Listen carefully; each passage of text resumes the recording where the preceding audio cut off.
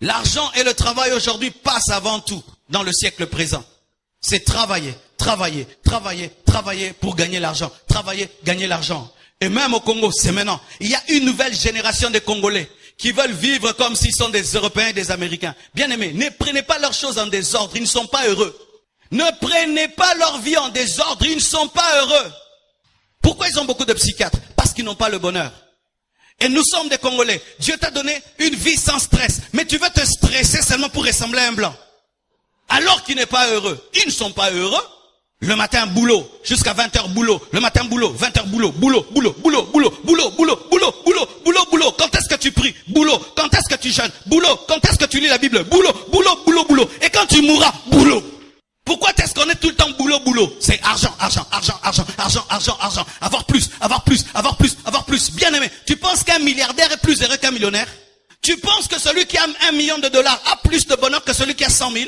Et tu penses que celui qui a 100 000 a plus de bonheur que celui qui a 10 000? Tu arrives dans des quartiers où il n'y a pas d'électricité et d'eau. Tu vois une maman très heureuse de faire des beignets avec ses enfants qui jouent à côté de lui. D'elle, tu la regardes. Quel bonheur que vous, dans votre maison climatisée, vous n'avez pas. Pourquoi est-ce que les enfants des riches souvent se marient mal? Vous savez pourquoi? Oui, la plupart des enfants des riches se marient mal. Je répète, la plupart des enfants des riches se marient mal. Je répète encore, la plupart des enfants des riches se marient mal. Si tu es enfant de riche, fais très attention, tu risques de mal te marier. Tu sais pourquoi? Parce que pour que tes parents deviennent riches, ils étaient tout le temps boulot, boulot, boulot. Et le fait qu'ils étaient tout le temps dans boulot, boulot, ils ne te donnaient que de l'argent et des cadeaux, mais n'avaient pas de temps pour toi. Alors tu as un problème, tu as un cœur vide, tu n'as pas d'amour. Ce qui fait qu'un voyou du quartier va te dire je t'aime et ça t'étonne et tu l'épouses. Mais maintenant, les enfants des pauvres, ils sont tout avec maman, maman, maman, maman. Maman les touche, maman les caresse, maman les touche. Les enfants de riches ne passent pas le temps avec leurs parents parce que les parents sont des cupides cherchant que l'argent et l'argent et l'argent, oubliant qu'ils ont des enfants. Ne tombez pas dans le piège de croire que le standard du monde est bâti par les hommes, c'est bâti par Dieu. Recherchez dans la parole de Dieu le standard qui est à Dieu. La Bible, c'est un livre d'équilibre. Il y a un temps pour tout. Un temps pour travailler, un temps pour la famille, un temps pour prier, un temps pour jeûner. Mais si toi tu deviens chrétien, boulot, boulot, boulot, boulot, argent, argent, argent, tu détruiras ta vie et tu seras malheureux parce que l'argent, les zéros qu'on ajoute à 1 ne donnent pas le bonheur. C'est Jésus qui donne le bonheur. Ajoute tous les zéros que tu veux à 1, tu n'auras pas le bonheur. Le jour que tu dors dans ton ghetto, où il n'y a rien, tu auras la paix. Le jour qu'on va te donner seulement $4 000 dans le ghetto, du coup tu ne vas pas dormir. C'est pourquoi vous remarquez quoi? Plus les gens ont l'argent, plus ils élèvent les murs. Ils élèvent les murs. Pourquoi? La peur, le manque de bonheur. La vraie dimension de la vie dans le bonheur et dans la richesse, voici. Malgré tout ton argent, tu restes un adorateur. Malgré ton élévation, tu demeures un adorateur. Si tu ne fais pas cela, bien aimé, le siècle présent t'a eu. Le siècle présent t'a eu. Ayez le temps pour adorer Dieu. Le temps de tout mettre de côté. Comme le ministre Daniel, il avait le temps d'adorer le matin, à midi et le soir, même s'il était ministre. C'est pourquoi prenons au sérieux de venir à l'église. Amen, hein? Et comme nous sommes une église des étudiants, demain quand Dieu vous bénira, venez garer vos voitures dehors, entrez ici avec vos enfants. La Bible dit Dieu créa les cieux et la terre et il se reposa parce qu'il travailla. Mais maintenant on veut faire de Dieu le Dieu des chômeurs. Une fois qu'on travaille, on ne vient plus à l'église. Pourquoi? Je suis busy. Faux! Surtout au Congo, nous terminons le boulot à quelle heure? À 16h. J'ai le temps de venir à mon culte jusqu'à 19h. Sinon, vous serez malheureux dans la bénédiction. Voici. Le diable, si il n'arrive pas à te vaincre par la pauvreté, il va t'ôter le bonheur dans la richesse. Ainsi, il fait que tu as tout, mais tu n'as rien. Parce que Dieu est le seul qui peut donner du goût à ta bénédiction. Si ta bénédiction n'a pas Dieu, elle n'a aucun goût. Je suis dans mes études, je suis dans mes études. Et ils sont fiers de dire ça. Je suis dans mes études, c'est pourquoi je ne prie pas. Voici un secret que je te donne. Lorsque tu sens autour de toi que le diable ne fait que te suroccuper pour t'empêcher de prier, aie une chambre portative. Lorsque le diable t'empêche d'entrer dans ta chambre, transporte ta chambre partout. Lorsque le diable fait que tu as tellement de cours, tellement des dossiers, tellement du boulot, et que tu ne peux plus respecter ton rendez-vous avec Dieu pour prier le matin comme tu veux, prier le soir comme tu veux, alors fais ceci. Sois tout le temps dans ta chambre même si tu es en ville. Comment? C'est-à-dire que je sais qu'à 4 heures du matin, je dois aller au boulot. Et si je ne me réveille pas à 4 heures du matin, je vais être en retard. Voici le secret. Sois tout le temps dans la chambre, mais dans ton esprit. C'est-à-dire de prier sans cesse. Je transporte ma chambre partout. Ça fait que même si vous me donnez du boulot, je suis connecté. Même si vous ajoutez, je suis connecté. Parce que si le diable développe des stratégies, toi aussi tu dois développer des stratégies. Sinon, le boulot va te tuer. Le travail va te tuer et tu vas mourir spirituellement. Tu dois être un homme qui sait prier à l'intérieur, même si à l'extérieur tout est troublé. Est-ce qu'une femme enceinte oublie son bébé parce qu'il y a trop de gens? Une femme qui est enceinte, vous pouvez être 1 million autour d'elle, elle sait qu'elle est enceinte. Et je peux être au travail, je peux être à l'université, je sais que je suis un homme de prière, je suis en train de nourrir mon bébé. Pendant qu'elle mange, il y a une partie pour elle, une partie pour le bébé. Et pendant que tu travailles, il y a ton intelligence est dans le boulot, mais ton esprit est en Jésus. De sorte que tu deviens de plus en plus loin, mais on te voit agenouillé. Parce que tu es toujours agenouillé. Ça, c'est mon secret quand j'étudiais. C'est mon secret quand je vais dans un voyage missionnaire où le matin je dois prêcher, le soir je dois prêcher, des visites, je dois prier, où tu sens que tu ne peux pas prier tes heures comme d'habitude. Là, je développe un autre système. Pourquoi? Je ne peux pas dire aux gens que je suis faible parce que je suis occupé, parce que les gens ne comprennent pas que tu tues ton bébé, parce qu'il y a trop de gens autour de toi. Parce qu'il est possible que pendant que je travaille pendant 3 heures, je prie pendant 3 heures. Pendant que tu laves les assiettes, tu es en train de prier, tu es en train de chanter, de célébrer le Seigneur. L'onction ne vient pas lorsque tu fermes les yeux. L'onction ne vient pas parce que tu fermes les yeux. L'onction ne vient pas parce que tu t'agenouilles. L'onction vient quand tu es connecté. Le téléphone, je l'utilise assis, debout, la nuit, les jours. Ça n'a pas une position. Comme la prière, ça n'a pas une position. Tu dois seulement avoir les unités et avoir la charge. C'est ça la spiritualité de l'homme moderne. Homme moderne, homme moderne. Le diable est en train de développer des stratégies pour que tu ne pries pas. Si toi tu ne développes pas des stratégies et tu restes dans l'ancien système de s'agenouiller, de fermer les yeux, il va t'avoir. Maintenant vous devez être des hommes de prière, même si vous ne fermez pas les yeux, même si vous ne vous agenouillez pas, mais vous êtes à genoux et vous avez fermé les yeux dans vos cœurs. Tu sais que le boulot, de chez toi jusqu'au boulot, c'est 30 minutes. Tu dis, dans ce taxi, je ne vais pas parler avec les gens, je serai en prière. Tu fais tes 30 minutes de prière. Alléluia. Et tu peux mettre les prédications dans tes oreilles. Pendant que tu travailles, tu mets la prédication de ton pasteur. Aujourd'hui, tu vivras dans la sainteté. Tu vivras dans la crainte de Dieu. Mettez la musique chrétienne dans vos laptops au bureau. Mettez des prédications dans vos ordinateurs au bureau. Pendant qu'il te donne beaucoup de boulot, mais tu es en train de manger aussi la parole de Dieu. Si même tu atteins le niveau où on te donne même plus le temps de lire la Bible, mettez des Bibles en audio. Il y a aussi, tu peux télécharger des Bibles en audio. Tu entends la parole de Dieu. Au commencement, Dieu créa les choses et la terre. Tu entends la parole. S'il développe des stratégies, vous devez développer des stratégies. En moderne, sache que l'ennemi veut que tu puisses diluer ta foi. Et si tu ne développes pas des stratégies, ce système-ci va tout enlever. Et je sais ce que je dis. Car plusieurs ici, c'est seulement à l'église que vous priez. Pourquoi? Vous n'avez pas compris que Satan veut même vous empêcher de venir à l'église. Qui, en venant ici, a senti qu'il s'est battu pour venir au culte?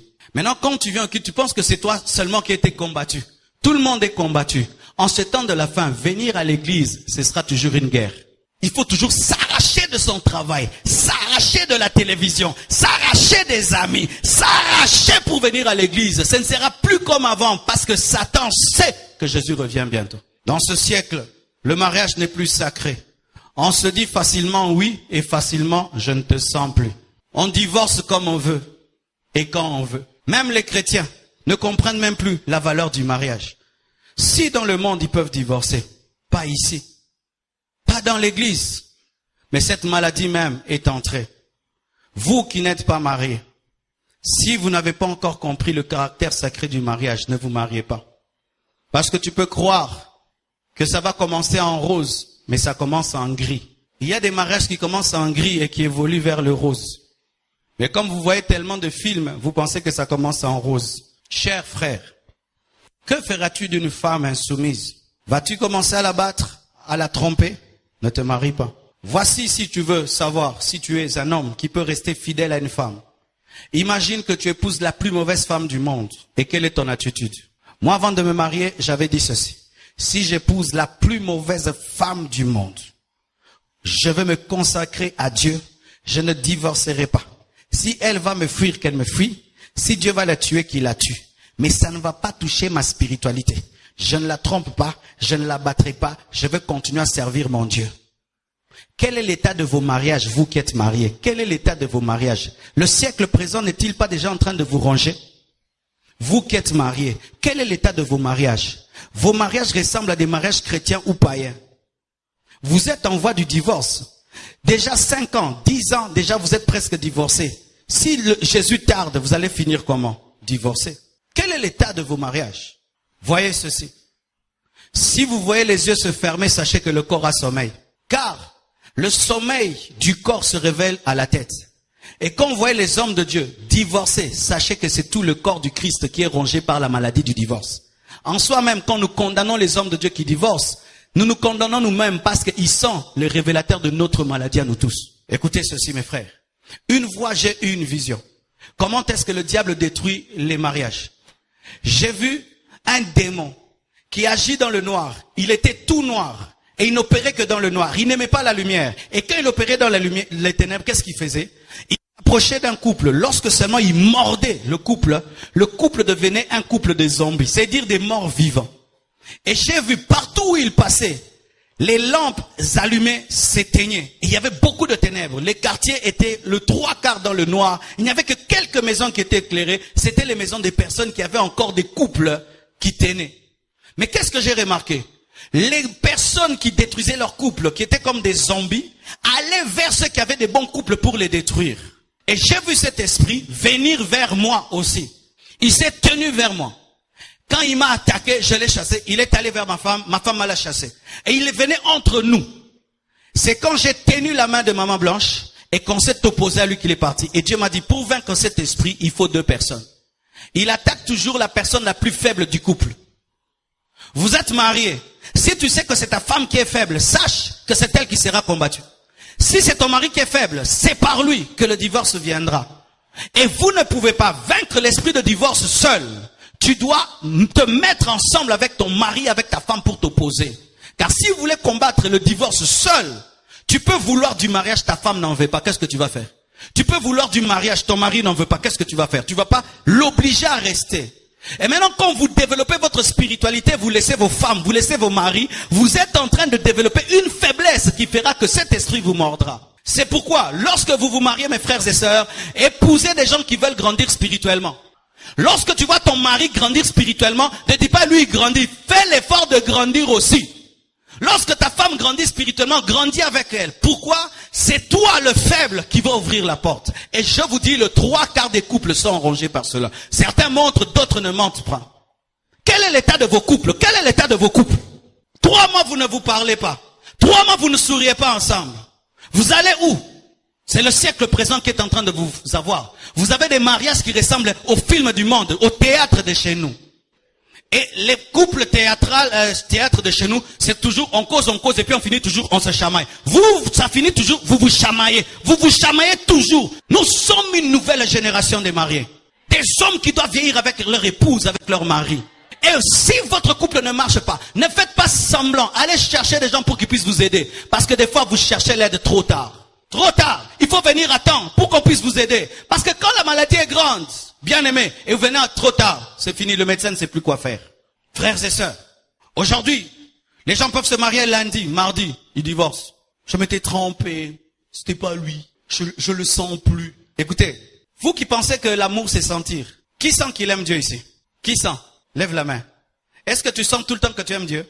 L'amour c'est une décision. Si aimer c'est sentir, donc le jour où on ne sent même pas Dieu, parce que nous ne sentons pas tous les jours. Le plus haut niveau de l'amour, c'est décider d'aimer. J'ai décidé d'aimer cette femme jusqu'à la fin de ma vie. Que je sente pas, je l'aime. Parce que l'amour n'est pas toujours romantique. L'amour, c'est la maturité. Si votre mariage est fondé sur les émotions, c'est l'amour des enfants. Mais quand l'amour grandit, c'est un amour qui n'a plus besoin d'émotions. C'est un amour qui a atteint la dimension d'une décision. Alléluia. Écoutez encore. En ce temps de la fin, le siècle présent élève la loi des hommes au-dessus de la loi de Dieu. C'est-à-dire que la constitution d'une nation est élevée au-dessus de la Bible. Ce qui est archi faux. La constitution du Congo n'est pas élevée au-dessus de la Bible. Si la constitution du Congo dit qu'il ne faut pas prêcher Jésus, je prêcherai Jésus. Si la constitution dit que si tu as 20 ans, tu ne peux pas prêcher l'évangile, prêche l'évangile. Parce que la constitution n'est pas élevée au-dessus de la Bible. Mais aujourd'hui, il y a des chrétiens qui sont plus soumis à la loi que soumis à la parole de Dieu, alors que la parole de Dieu est élevée au-dessus de la loi des hommes. Bien-aimés frères et sœurs, le jour que tu vas voyager dans une nation et tu sens que la loi veut s'élever au-dessus de la Bible, ramène la loi sous la Bible. Ramène la loi sous la Bible. Le monde est en train d'être détruit parce que les hommes laissent la loi des hommes diriger le monde. Et ainsi, la loi des hommes peut dire oui à l'homosexualité, oui à l'occultisme. On dit oui, non. Vous avez fait une mauvaise loi. Mais c'est la loi de Dieu qui est indiscutable. Mais la loi des hommes, je peux la discuter. Et de ce côté-là, bien aimés, les musulmans ont des choses à nous enseigner. Lorsqu'ils se retrouvent dans des nations où on s'oppose à leur foi, ils imposent leur foi. Vous allez voir une femme musulmane en train de faire le sport. Elle porte le voile. Elle nage avec les habits. Même si vous dites, dans la natation, on ne porte pas les habits. Elle va porter les habits. Pourquoi? Ils savent défendre leur loi. Mais nous, les chrétiens, nous élevons la loi des hommes au-dessus de la loi de Dieu. Ce que je dis est tellement important, mes frères et sœurs. Parce qu'aujourd'hui, le diable va combattre l'église par la loi des hommes. Par la loi des hommes. Bientôt, ce sont des lois qu'on va seulement écrire. Désormais, les églises ne doivent plus faire du bruit. Désormais, les églises doivent prier seulement vendredi. Désormais, les prédications ne vont durer que 30 minutes. Et non, on dit oui. Non, allons en prison faire une église. S'il y a une loi qui dit d'adorer les faux dieux, tu ne l'adoreras pas. Vaut mieux mourir que d'adorer le faux Dieu. Si la loi veut t'amener à perdre ta foi, accepte de mourir que de perdre ta foi. Pourquoi, frère, vous vous attachez à la vie sans Dieu? Vaut mieux mourir avec Dieu que vivre sans Dieu. Il faut atteindre ces niveaux spirituels-là, où s'il faut choisir entre la vie et la mort, je préfère la mort avec Dieu que la vie sans Dieu. Si vous n'atteignez pas ce niveau-là, le siècle présent va vous détruire. Le siècle présent va vous détruire. Le siècle présent nous dit que bien s'habiller, c'est montrer son corps. Les beaux habits, ce sont les habits qui montrent le corps. Une femme est bien habillée si elle est sexy. Si elle n'est pas sexy, elle n'est pas bien habillée. Plus la mode évolue, plus les robes deviennent courtes. Plus les bodys deviennent petits.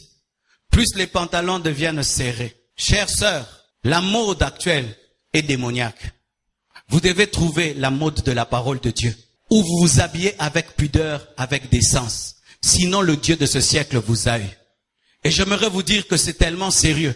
Parce que même les servantes de Dieu, aujourd'hui, ont du mal à bien s'habiller. Elles prêchent la parole, elles disent qu'elles servent Dieu, mais elles ne savent pas bien s'habiller. Si quelqu'un déjà qui prêche ici ne sait pas bien s'habiller, alors les fidèles qui sont là-bas, chaque fois que vous vous habillez, vérifiez une chose. Est-ce que vos formes sont couvertes? Est-ce que votre nudité est couverte? Il ne faut pas seulement couvrir le corps, il faut que même les formes soient couvertes. Oui, c'est la Bible. Habillez-vous avec décence, sinon le siècle présent vous a eu. Et ne vous habillez pas seulement bien à l'église, habillez-vous bien à la maison. Les vrais vêtements d'une femme, c'est à la maison. C'est lorsque elle-même, dans le secret de sa chambre, s'habille bien. Pour la gloire de Dieu, pas pour les yeux de son pasteur, pour la gloire de Dieu. Si vous avez des vêtements de l'église et des vêtements de la maison, vous n'êtes pas encore des chrétiennes. Je vous assure, si les païens aujourd'hui ne se convertissent pas, c'est à cause des mauvais vêtements des sœurs en Christ. Comment est-ce que tu peux dire que tu aimes Dieu, mais tu ne peux pas te débarrasser de quelques mètres de tissu? Comment tu peux dire que tu aimes Dieu? Tu ne peux même pas allonger la robe de 4 cm. Offrez à Dieu vos jupettes, vos mini. Offrez ça à Jésus. Donnez ça à Jésus. Lorsque vous vous habillez, regardez-vous dans un miroir. Dites, Seigneur, si tu étais une femme, est-ce que tu allais porter ces vêtements? Sœur Jésus ne portera jamais des mini. Sœur Jésus ne portera jamais des bodys. Sœur Jésus ne portera jamais des jipettes. Sœur Jésus ne montrera jamais sa poitrine. Sœur Jésus ne montrera jamais ses formes. Alors je vous pose la question, mes sœurs, vous suivez qui? Qui est votre Seigneur? Qui est votre modèle? C'est rare de trouver une sœur qui prie et qui prie même dans les vêtements. C'est rare. Pourquoi? Mes frères, vraiment, les frères spirituels, pas les frères impudiques. Les frères sérieux, est-ce que vous aimez une femme à cause des pantalons qui serrent? Les frères sérieux, est-ce que vous aimez une femme à cause des bodys qui montrent tout? Les frères sérieux, est-ce que vous aimez une femme à cause de ses mini? Les frères sérieux, est-ce que vous épousez une femme parce que vous avez déjà vu une partie de son corps? Les frères sérieux, est-ce que vous épousez une femme parce que... Les frères sérieux, est-ce que vous épousez une femme parce qu'elle met des stylos, des trucs et des trucs? Mais non, mon sœur, qui va t'épouser? Ce sont les frères moins sérieux. Il t'épouse, il te met dans la maison, il te fait souffrir. Les genres d'appât que tu lances détermine le genre de poisson que tu vas attraper. Le genre d'appât que tu lances détermine le genre de poisson que tu vas attraper. Si toi tu lances l'appât corps, chair, démarche, maquillage, tu auras un gros impudique. Mais si tu lances l'appât caractère, discipline, pudeur, tu auras un serviteur de dans Dieu. Ma jeunesse, je peux pécher dans ma vieillesse. Non, si tu pêches dans ta vieillesse, tu as tout annulé. Tout annulé. Bien-aimés frères, sœurs, le temps révèle la vraie nature des choses. Et quand j'étudie cela, voici une prière qui commence à monter dans mon cœur. Laquelle? Seigneur, je veux être vrai. Je veux être vrai. Ma bague n'a pas peur du feu, n'a pas peur de l'eau chaude, parce qu'elle est vraie. Et quand tu es un vrai chrétien, un vrai, tu n'auras peur de rien, parce que tu es vrai. L'or, même si tu mets dans le feu d'ailleurs, le feu va brûler davantage. Davantage. Quand cette chair est venue nouvellement, je la regardais. Mais plus le temps passe, ces imperfections se révèlent. Même les défauts cachés de l'architecte se révèlent. Je me rends compte que sur la peinture en dessous, il y avait certains bois qu'il avait collés mais qui n'avaient pas révélé. Mais à force de prêcher, de faire ça et de faire ça, tous ces secrets se révèlent. Mais si c'était en or massif pur, il n'y aurait rien eu de nouveau. Bien-aimé, tout ce que tu caches, tu mets des couches de peinture spirituelle au-dessus, des plâtres spirituels. Un jour, le temps va enlever tout ça et dire, il a tel défaut. Sois vrai, sois vrai. Et quand un homme est vrai, tel il est en public, c'est ce qu'il est en secret. C'est ça la caractéristique des hommes vrais. Ce qu'il est devant, c'est ce qu'il est en public. Tu es avec lui en public, il est la même personne. En secret, la même personne. Mais s'il y a une différence entre ta vie publique et ta vie secrète, tu es un faux. Tu es un faux.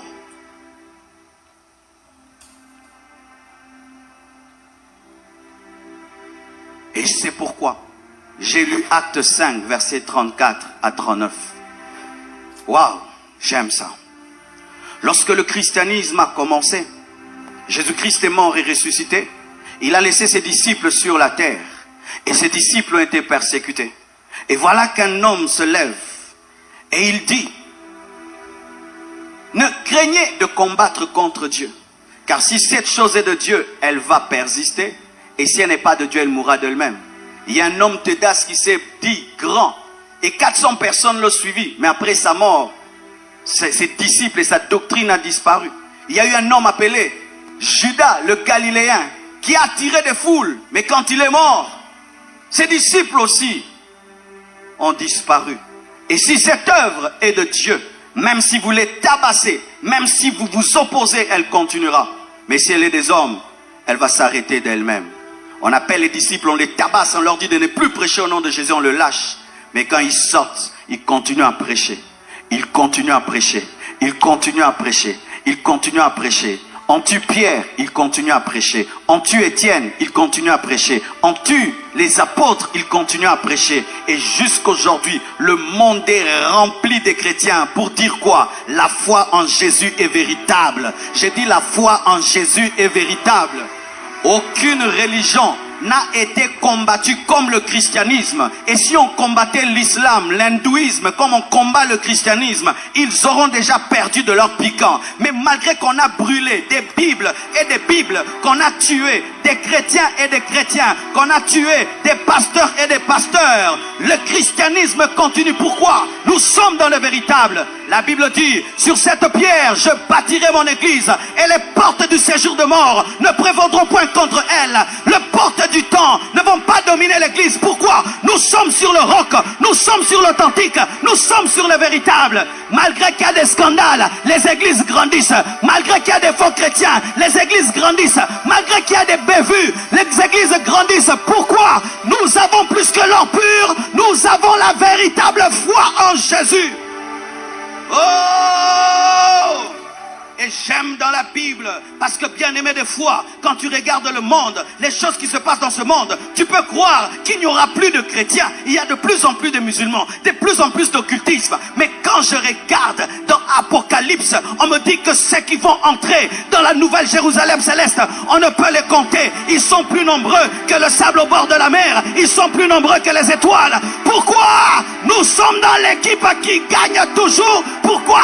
Jésus était véritable. Jésus était véritable. Jésus était véritable. Jésus était véritable. Bien-aimés frères et sœurs, si les combats que l'Église a, les autres l'avaient, bien-aimés, ils ne seraient pas ceux qui sont aujourd'hui. On a combattu l'Église, on a persécuté les apôtres. Certains ont été crucifiés, d'autres jetés au lion, d'autres ont été brûlés. Mais malgré cela, la relève est venue. Vous tuez cette génération, une autre génération vient. Vous tuez cette génération, une autre génération vient. Vous tuez cette génération, une autre, une autre, une autre, une autre, une autre.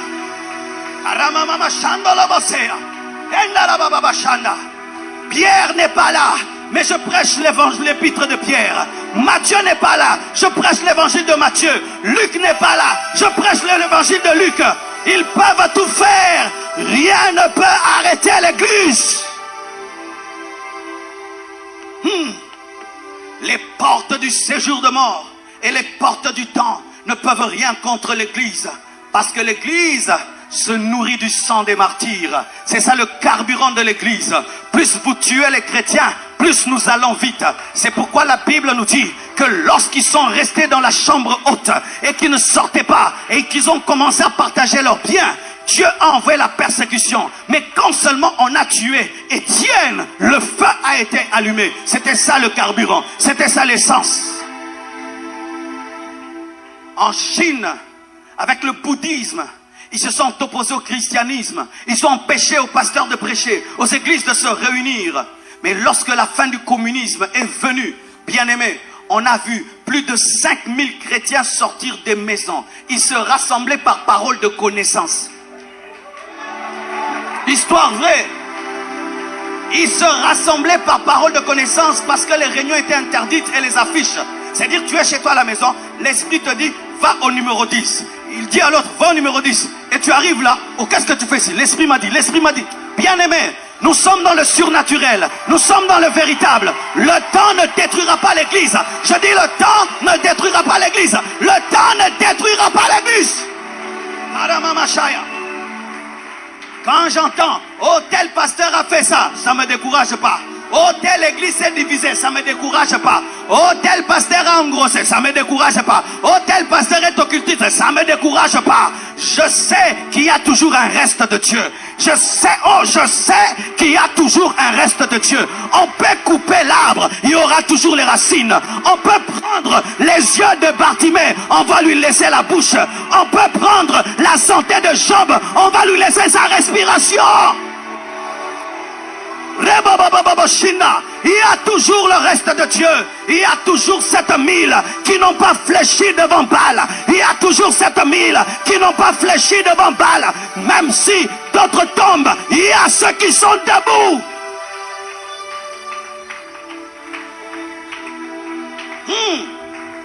Même si il y a des problèmes dans le christianisme, il n'y a aucun problème dans la Bible. Même s'il y a des problèmes dans la Bible, plutôt des problèmes dans les églises, il n'y a pas de problème dans la Bible. Et moi, je n'ai pas cru en l'église, j'ai cru au Dieu de la Bible. J'ai cru au Dieu de la Bible. J'ai cru au Dieu de la Bible. Même si ceux avec qui j'ai servi Dieu peuvent abandonner Dieu, moi je n'abandonnerai pas. Il est écrit, ceux du peuple qui connaîtront leur Dieu agiront avec fermeté.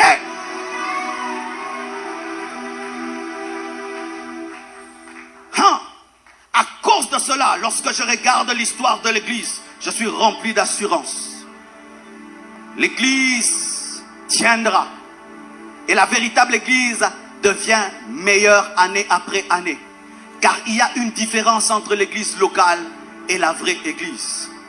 Les vrais enfants de Dieu en ce temps de la fin deviennent davantage spirituels. Ils ont plus d'onction et d'intimité avec Dieu. Ils vivent des choses profondes avec Dieu. Mais l'église locale a de plus en plus de problèmes. Mais les vrais enfants de Dieu qui seront enlevés, Dieu est en train de laver sa femme parce qu'elle doit être sans rides, sans taches. Dieu est en train de les laver. Car tu peux être dans l'église sans être l'église.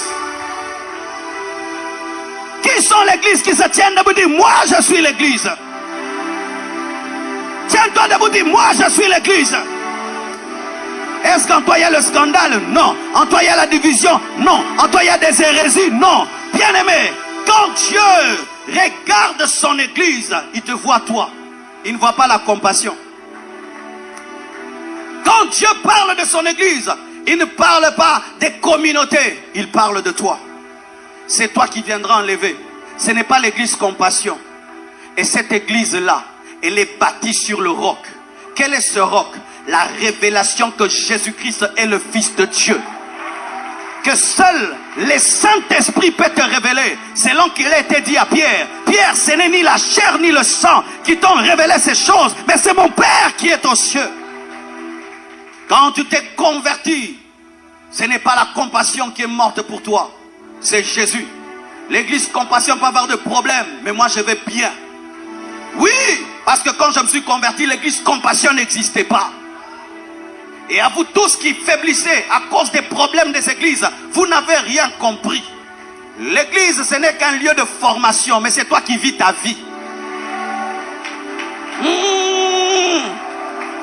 On peut brûler l'uniquine, tu vas garder ton diplôme.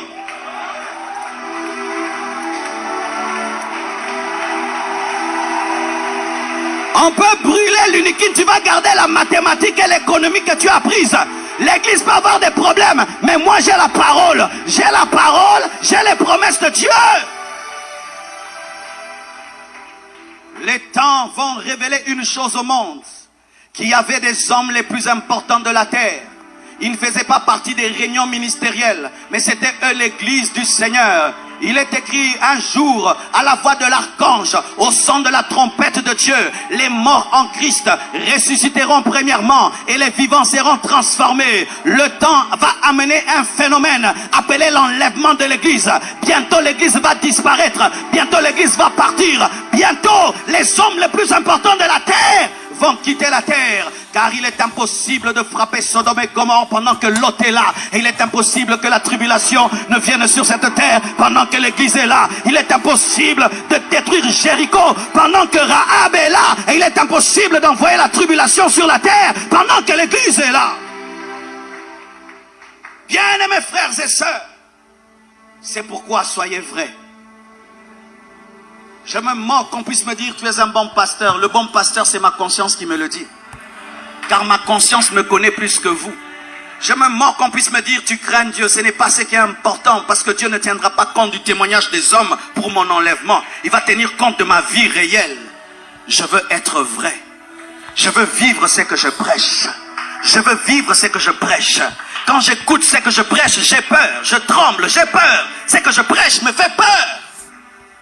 Parce que je sais que si je rate l'enlèvement, mon jugement sera grand. Je sais qu'avec tout ce que moi j'ai dit dans ma vie, si moi je rate l'enlèvement, ce sera grave. Alors je n'ai qu'à faire des titres et des éloges des hommes. J'ai besoin d'être vrai.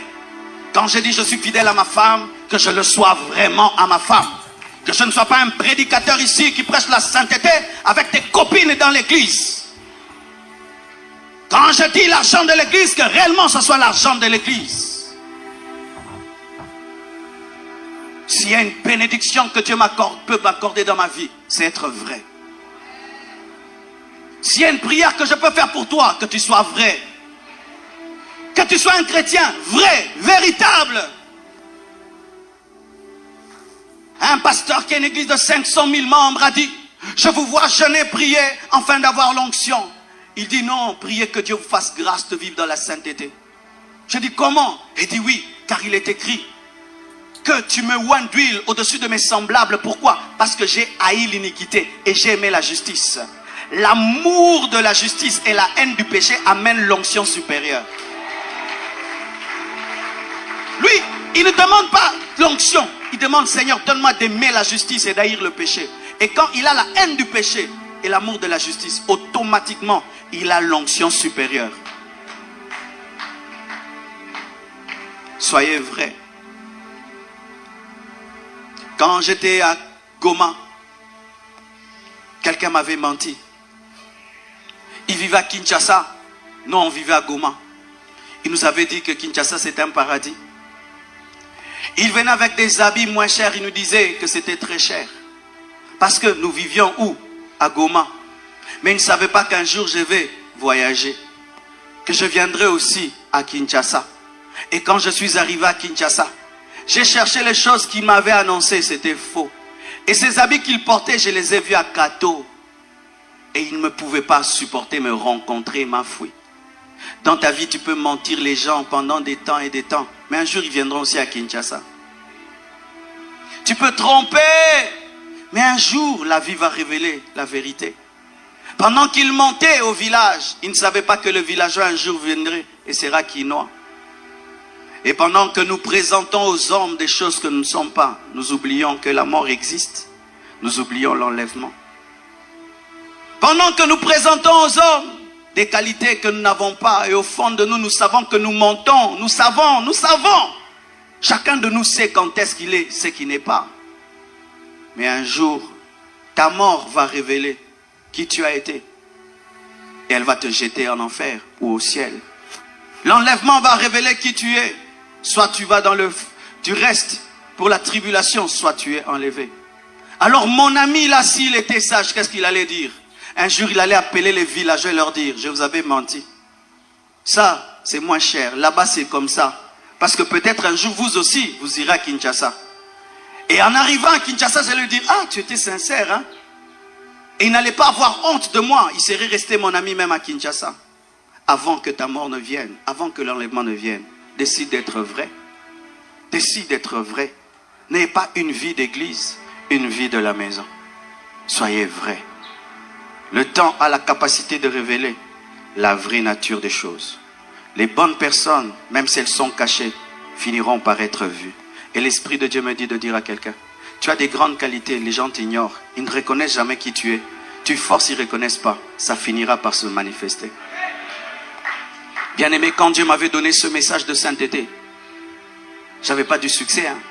Je souffrais avec. Je me disais, est-ce que c'est vraiment ça la parole que Dieu m'a donnée? Dieu m'a dit, c'est ça, continue. Moi, voilà un peuple qui aime la sainteté. Malgré la chaleur. Si on ferme ce micro, on vous filme, on peut croire que je prêche quoi? La bénédiction. Voilà, vous êtes debout pour suivre un message aussi important que celui-ci. Continue, mon frère. Ta qualité finira par être révélée. Ne change pas. Ne change pas. Oh, brado zabro gosaya. Quand tu as des qualités et tes qualités ne sont pas reconnues, des fois tu penses être bête. Et tu penses que les autres qui sont méchants, ce sont eux qui ont raison. Non. Reste toi. Le temps un jour dira que c'était toi. Aujourd'hui, le temps a donné raison à Jésus. Qu'il est mort et qu'il est ressuscité. Même les Juifs qui n'ont pas cru en lui, ils acceptent le tourisme autour de son tombeau vide.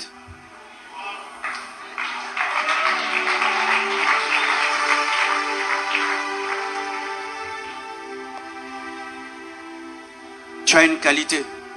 Tu fais du bien aux gens. Pas de reconnaissance. Tu es intelligent, mais dans ton entreprise, on donne toujours les postes aux autres. Tu es le meilleur travailleur, mais on élève toujours les autres. Le temps finira par montrer que c'est toi, Mardoché, qui avait sauvé le roi. Un jour, il va dormir, il aura des insomnies. Il devra lire les chroniques et on va lui dire que ce ne sont pas les eunuques qui l'ont sauvé, mais c'était Mardoché. Et il va élever Mardoché. Pendant un temps, Mardoché, tu peux faire du bien. Le roi ne sait pas que c'est toi. Mais un jour, il le saura.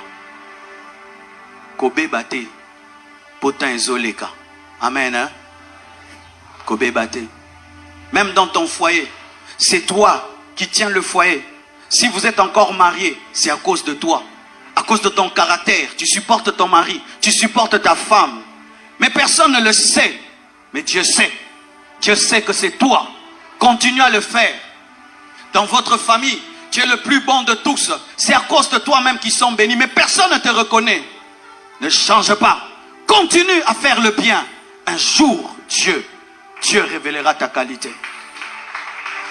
Il y a un Dieu au ciel qui voit tout ce que tu fais. Je dis, il y a un Dieu au ciel qui voit tout ce que tu fais. Un jour, le temps va révéler ta qualité. Un jour, le temps va révéler ta qualité. Des fois, tu vois un homme, c'est un artiste, il fait une œuvre d'art et pendant toute sa vie, son œuvre n'est pas reconnue. Mais quand il meurt, tout le monde ouvre les yeux. On lui donne même des trophées à titre posthume. Mais toi, je te dis, ce ne sera pas à titre posthume. Avant la fin de ta vie, on reconnaîtra ta qualité et ta valeur. Tellement d'hommes et de femmes ont été bénis au travers de ta vie, mais personne ne le reconnaît. Et des fois, tu veux dire, je vais arrêter. N'arrête pas. Ta bénédiction est proche. Le temps t'amènera ta récompense et on finira par reconnaître qui tu es vraiment. Comme je l'ai écrit sur Twitter, que Dieu te donne d'aimer les gens et de valoriser les gens qui t'aiment, mais qui te donne aussi la force de pardonner à ceux qui te méprisent. Alors que tu as des qualités, les gens te méprisent, que Dieu te donne la force de les supporter, de leur pardonner, mais qui te donne aussi la qualité de valoriser. Les gens qui peuvent voir en toi, c'est que personne n'a encore vu. Que Dieu vous bénisse abondamment.